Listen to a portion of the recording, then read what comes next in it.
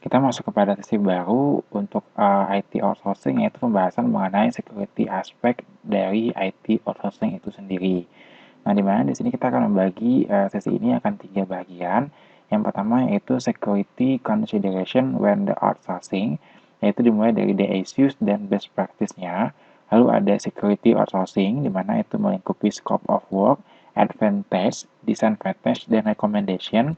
Lalu ada managed security service provider, yaitu pembahasan mengenai tren dan isu. Kita masuk kepada bagian pertama, yaitu terkait dengan security consideration when the outsourcing. Nah, di sini untuk berdasarkan survei yang dilakukan oleh uh, Ponemon ORG tahun 2009, yaitu mengenai tren yang menyebabkan peningkatan risiko security, di mana 34% itu ada berupa outsourcing kepada pihak ketiga.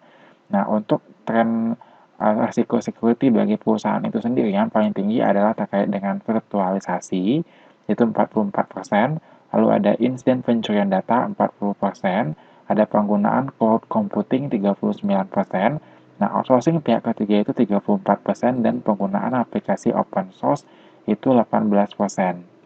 Nah, ini itu untuk survei di Amerika Serikat. Nah, lalu terkait dengan perusahaan di Indonesia sendiri, itu paling mengkhawatirkan kebocoran informasi saat outsource itu sendiri, yaitu ini 85,7%. Nah, itu sangat jauh tertinggal dibanding posisi kedua, yaitu terkait dengan ketidakmampuan menentukan membangun ruang lingkup, itu 42,9%, lalu terkait dengan volatilitas 35,7%, dan kekurangan standar yang tepat juga 35,7%. Lalu 28,6% itu adanya gap antara service provider dan IT, 14,3% terkait dengan fleksibilitas, 7,1% terkait dengan vendor hype. Nah, survei ini dilakukan oleh Sharing Vision pada tahun 2010 dengan melibatkan 14 responden. Nah, apakah bahaya dalam melakukan outsource pengembangan sistem dan aplikasi itu? Bahaya pertama adalah terkait dengan pencurian informasi.